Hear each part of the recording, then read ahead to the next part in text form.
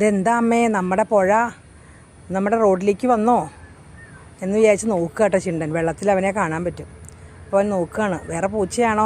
ചിണ്ടുവ വെള്ളം കളിക്കണുണ്ടോ? ചിണ്ടുവ വെള്ളം കുടിക്കരുത് കേട്ടോ. അവൻ വെള്ളത്തിൽ തോണ്ടി നോക്കുക. അവന് വെള്ളം വലിയ ഇഷ്ടമാണ്. ഇന്നലത്തെ രാത്രിയിലെ ശക്തമായ മഴയിൽ നമ്മുടെ റോഡിൽ വെള്ളം എന്ന് വെച്ചാൽ ഇത്തിരിയേ ഉള്ളൂ കേട്ടോ.